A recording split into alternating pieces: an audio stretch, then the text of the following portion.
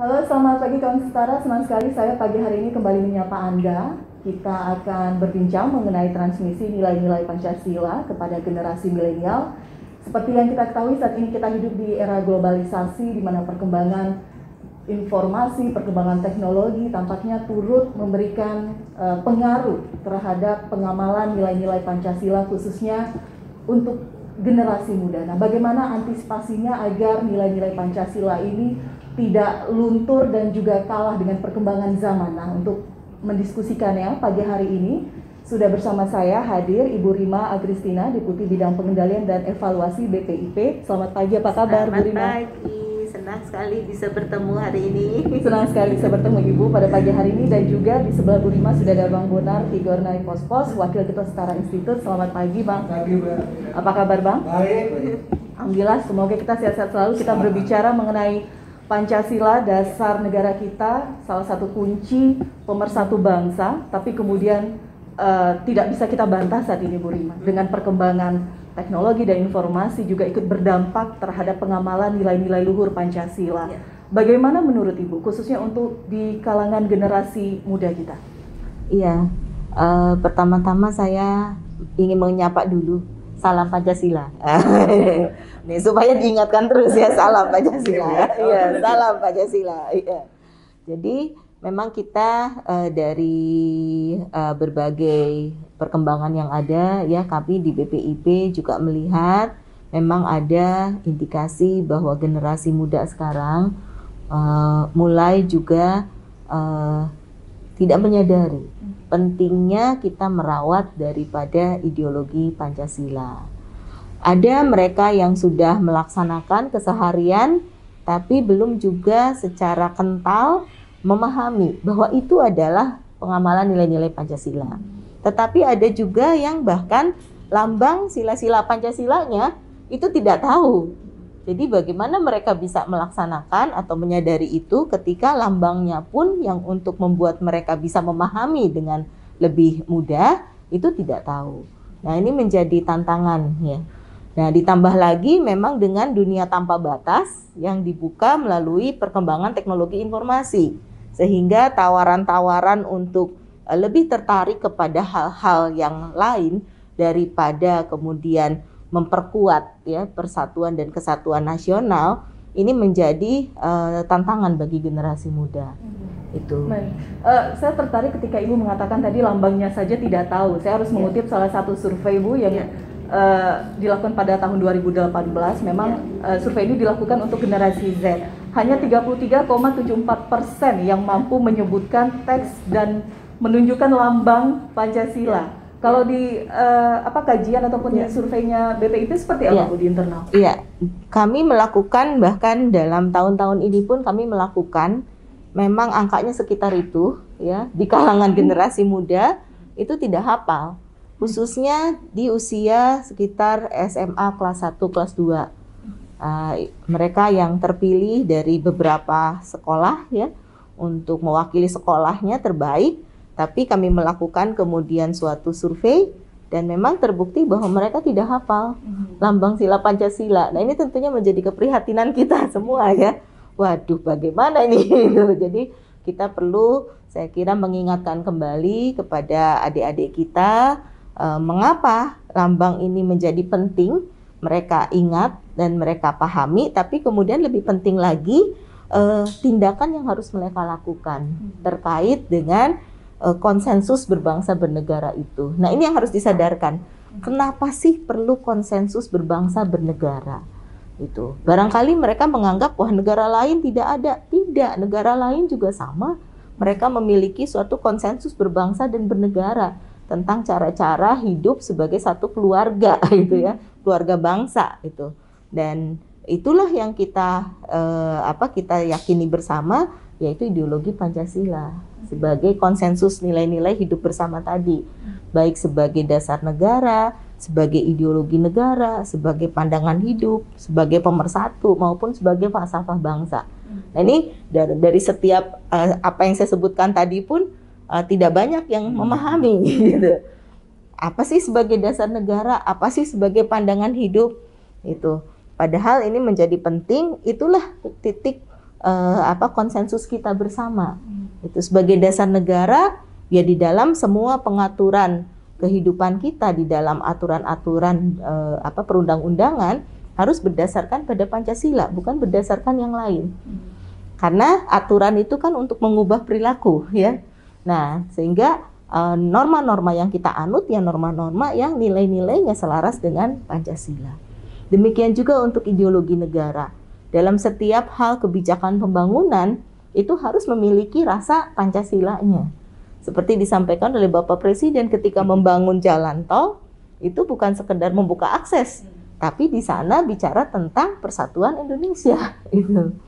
Demikian juga ketika kita berbicara mengenai pandangan hidup. Pandangan hidup artinya ya penerapan dalam kehidupan kita berinteraksi antar masyarakat dengan teman-temannya, jadi didasarkan terhadap nilai-nilai Pancasila tadi.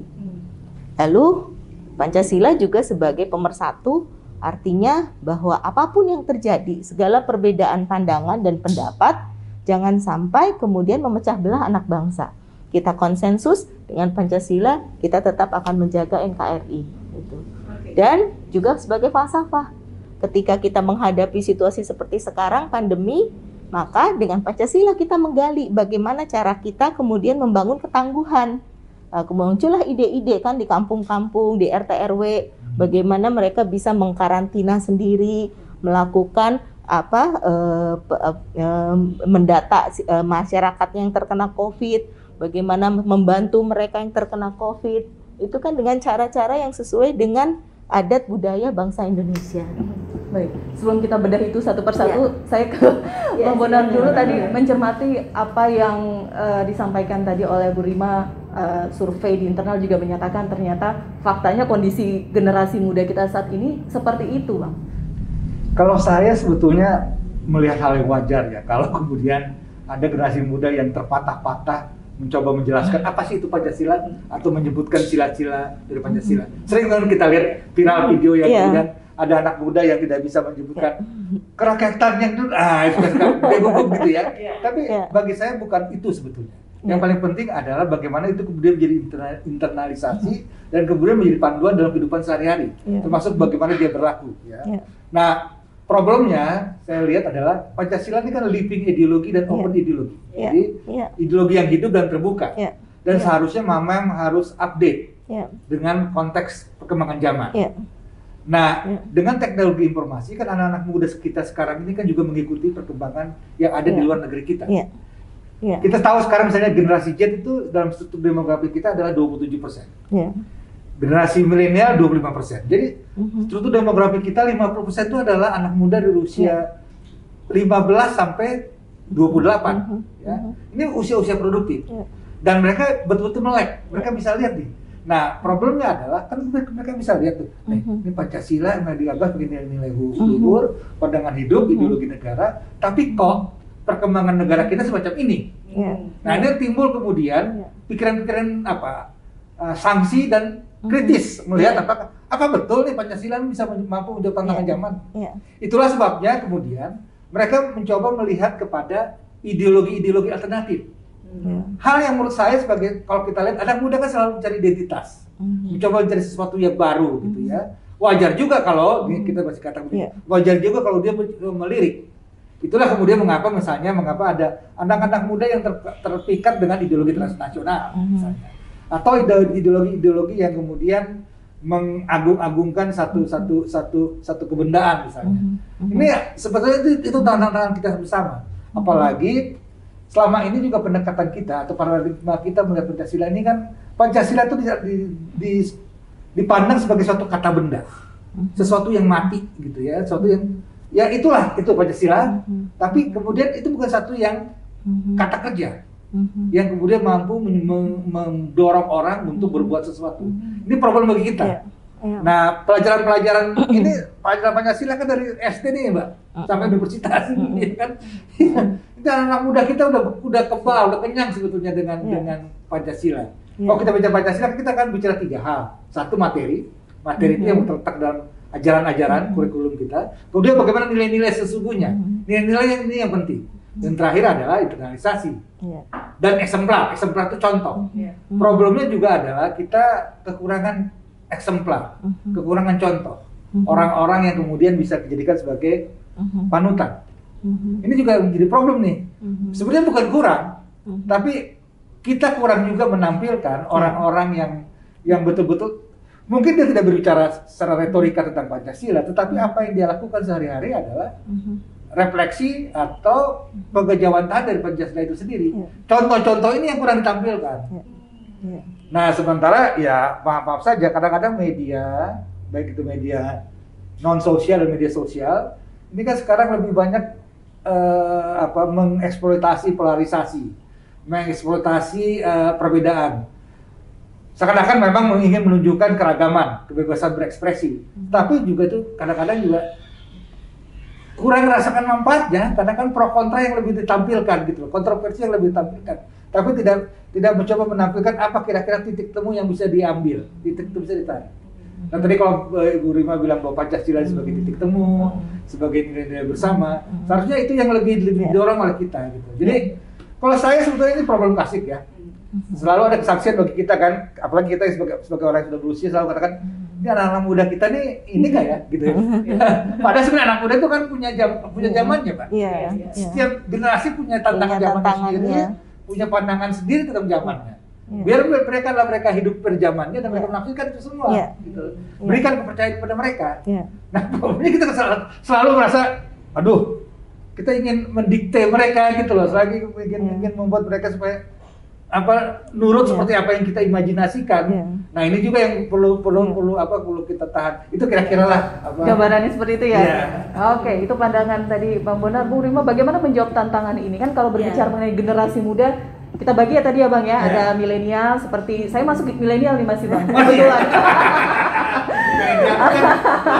Tahun 85 sampai 95 ya. Nah, kalau anak saya masuk generasi Z. Nah, ini yang lebih sulit sebenarnya ya. Saya nggak tahu, saya ingin tanya pendapat Bu Rima. Bagaimana strateginya menjawab tantangan ini? Iya, nah oleh karenanya betul tadi yang disampaikan ya. Jadi kami karenanya selalu di dalam 2 tahun terakhir ini kami juga menekankan kepada Pancasila dalam tindakan. Jadi bagaimana tindakan Pancasila ya.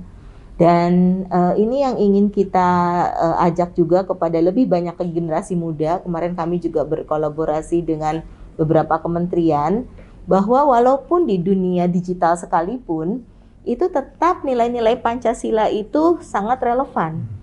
Karena ketika mereka berinteraksi dengan temannya menggunakan teknologi apapun, mereka di sana mengucapkan salam, saling menghargai perbedaan keyakinan ya. Itu artinya mereka menerapkan nilai-nilai Pancasila. Tetapi kesadaran itu yang perlu kita sampaikan bahwa itulah Pancasila gitu, nggak jauh-jauh di gunung sana, bahwa mereka sudah melaksanakan itu. Jadi sebetulnya barangkali selama ini ketika belajar Pancasila sebatas tadi kata benda ya, hafalan, tetapi mereka perlu kita ajak untuk mengalami lebih banyak mengenai tindakan Pancasila tadi. Nah, kalau contoh-contoh inilah yang diupayakan oleh BPIP setiap tahun, kami memberikan penghargaan untuk para ikon Pancasila, penerima apresiasi prestasi Pancasila dari berbagai bidang. Ada olahraga, ada seni budaya, ada inovasi teknologi ya. Ini tujuannya adalah untuk memberikan contoh tadi, baik yang usianya sudah lanjut maupun yang masih muda-muda. Bahwa inilah contoh-contoh mereka melaksanakan tindakan Pancasila dalam berbagai bidang. Jadi di dalam kesenian ada Pancasila, di dalam kebudayaan ada Pancasila, dalam ilmu teknologi juga ada Pancasila itu. Ini yang kita contohkan. Nah, dan kami melihat bahwa memang setiap generasi memiliki cirinya sendiri apa tadi ya. Mungkin adik-adik yang sekarang senang dengan traveling ya, berwisata. Mereka Pancasila ya gitu ya. Ketika apa? Ketika di tempat wisata mereka menjaga kelestarian alam. Ketika di tempat wisata tidak buang sampah sembarangan. Bahkan menjadi penggerak masyarakat untuk kemudian mengolah sampahnya di tempat wisata dan bahkan menjadi dampak ekonomi. Demikian juga ada anak-anak muda yang senang dengan katakanlah permainan tradisional ya. Nah, ini juga adalah bicara Pancasila. ketika kita datang ke toko-toko yang kita hadapi kok satu jenis mainan gitu ya, cuman berbagai bentuk saja. Padahal Indonesia punya lebih dari 2000 jenis permainan tradisional. Ada nih kelompok anak-anak muda yang sekarang mempopulerkan itu dengan bentuk yang lebih inovatif. Nah, ini adalah Pancasila juga. Ataupun ada adik-adik kita yang kemudian sekarang bicaranya terkait nasionalisme ya. Nasionalisme dalam bentuk adalah membuat berbagai kreasi-kreasi positif, konten-konten di media. Ini juga menunjukkan bahwa mereka Pancasila. Nah, barangkali inilah yang perlu kita angkat bersama, menyadarkan bahwa Pancasila itu tidak jauh di mana-mana, tetapi inilah contoh-contoh seharian. Itu. Oke. Tadi yang Bang Bonar bilang, bagaimana menangkal agar tidak melirik ideologi lain. Kita tahu dalam beberapa kasus tahun-tahun ini ataupun tahun kemarin, bagaimana generasi muda kita terlibat dalam aksi-aksi radikal, bagaimana? Iya. Jadi yang pertama tadi memang anak-anak muda ini kan senang untuk melihat sesuatu yang berbeda. Jadi ketika ada simbol dari luar gitu ya, mereka ambil tuh simbol itu sebagai identitas, pokoknya beda gitu ya sama temennya. Tetapi kita juga perlu hati-hati, bukan berarti ketika mereka menggunakan simbol itu, kemudian mereka serta-merta sudah menganut itu. Justru di sini, jangan kemudian kita langsung menghukum mereka ya, tetapi kita lihat, karena siapa tahu mereka hanya sekedar mengambil untuk identitas saja. Tapi memang bahaya ketika kemudian kita biarkan, lama-lama mereka menggali apa makna simbol itu dan menjadi suatu keyakinannya. Nah, jadi kita memang perlu memperkenalkan gitu, apa arti, katakanlah nggak usah susah-susah, apa sih arti bendera, gitu kan? Bendera berkibar itu apa artinya? Jangan menyepelekan ketika kemudian kita mengajak seluruh masyarakat, yuk kita kibarkan bendera. Ini kan kadang-kadang peringatan-peringatan hari ya besar nasional juga ada yang lupa tidak mengibarkan bendera.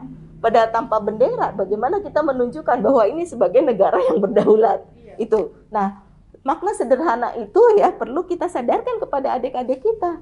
Itu sehingga kenapa bendera ini harus dirawat, jangan sampai nanti nggak ada yang mau melestarikan itu, termasuk upacara ya.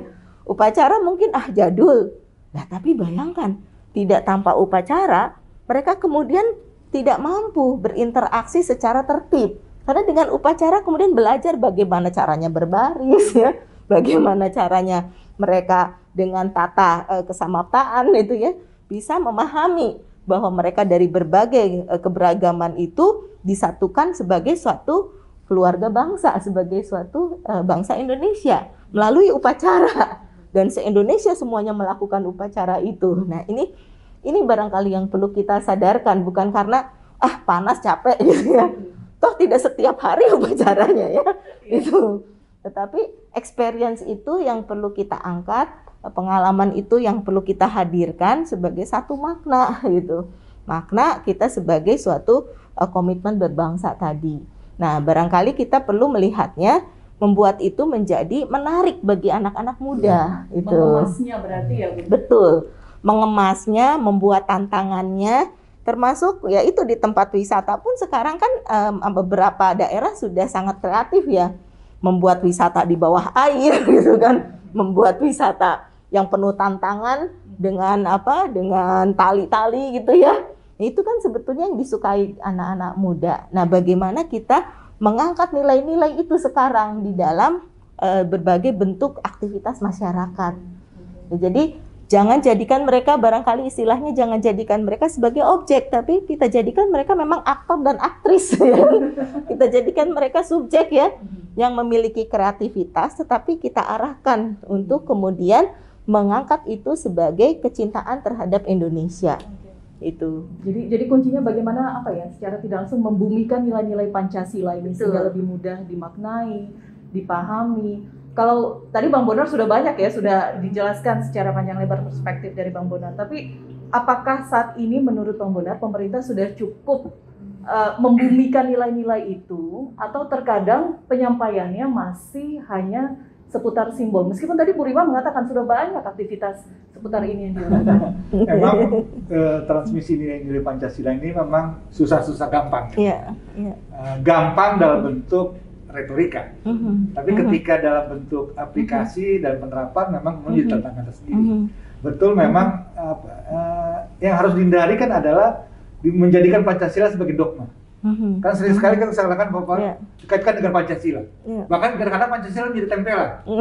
Saya ini generasi X dibilang ya. Jadi saya masih ingat dulu ada siapa dulu ketua PSSI waktu itu zaman siapa Pak Dorsono atau siapa namanya ya. Mengeluarkan ide tentang sepak bola Pancasila. Saya bingung juga. Apa hubungannya sepak bola dengan Pancasila kan? Jadi hanya di bawah-bawah saja. Iya gitu kan. Kalau di Belanda waktu itu kan ada total football gitu ya. Ini kok Indonesia mau mengeluarkan sepak bola Pancasila? Mau gimana? Gitu. Apakah pas mau ngegolin hidup persatuan Indonesia? Kan nggak begitu gitu kan. Nah, memang harus kreatif dan mungkin juga harus dihindari sedapat mungkin terlalu sering menjadikan Pancasila itu sebagai jargon. Biarkan mengalir begitu saja, tapi orang paham bahwa apa yang dia lakukan adalah ya itulah gitulah Pancasila, apa yang jadi Pancasila gitu kan? gitu. Itu. Nah ini itu menyesuaikan diri dengan itu tadi dinamika zaman, dengan apa yang jadi apa citra rasa anak muda sekarang ini gitu loh. Yang anak-anak muda sekarang ini kan kreatif, ya sedikit agak individual, tapi juga ketergantungannya pada teknologi sangat tinggi. Tadi pertanyaannya benar, bagaimana memanfaatkan teknologi itu sebagai bagian dari transmisi nilai Pancasila. Ini menjadi tantangan kita. Bukan medsos itu bukan hanya sekedar apa cengkrama sosial gitu ya, saling bully gitu kan. Terus ada ucapan-ucapan yang menjurus kepada kebencian gitu kan. Tapi juga adalah bagaimana kemudian medsos itu menjadi apa forum yang kemudian memang betul-betul ajang tukar pikiran, ajang gagasan, persaingan gagasan begitu. Nah itu harus dibuat memang. Gitu. Jadi anak-anak muda memanfaatkan teknologi sebagai upaya untuk mencapai kemajuan. Dan tanpa kemudian mengatakan bahwa wah ini Pancasila. Apalagi kan kekhawatiran kita sekarang ini kan ada upaya-upaya tertentu, kalau kita mau jujur ya, yang kemudian menggunakan Pancasila sebagai alat untuk memukul. Jadi dengan gampang mengatakan bahwa lu bukan Pancasila. Atau mengaku dia yang paling Pancasila. Atau paling Pancasila, merasa paling Pancasila. Kan Pak Jokowi kan tampil dengan jargon saya Indonesia, saya Pancasila. Tapi kemudian sekarang ada pihak-pihak tertentu, apalagi nih di pemerintah, yang kemudian menyudutkan lawan yang berbeda politik pandangan dengan itu. Dan ini kekhawatirannya adalah ketika demokrasi kita secara kualitatif mengalami defisit, gitu ya. Ada kecenderungan juga untuk kemudian mulai sedikit otoritarian. Nah, penggunaan Pancasila sebagai alat pemukul itu bisa terjadi kalau tidak hati-hati. Karena itu bisa jadi mengulang pada masa Orde Baru. Orang kenapa trauma kan Pak sekarang ini kan terhadap masih terhadap Pancasila adalah ketika di zaman Orde Baru dijadikan hanya sekedar pembungkus. Pembungkus, kemudian sebagai apologi dan sebagai pemukul, gitu loh. Nah, kalau tidak hati-hati sekarang ini kemungkinan bisa terjadi. Nah, ini tantangan juga bagi PPIP, gitu loh. Ketika dia mentransmisikan nilai, mengajarkan anak muda, tapi bagaimana dengan cara-cara yang memang lebih smooth, lebih kreatif, dan lebih mengena, gitu. Jangan kemudian seakan-akan menjadi dogmatis, apalagi kemudian jadi alat-alat untuk menyudutkan orang yang berbeda. Itu yang perlu kita hindari. Baik, tantangan itu akan dijawab oleh Bu Rima. Kita juga kami akan kembali sesaat lagi tetap bersama kami.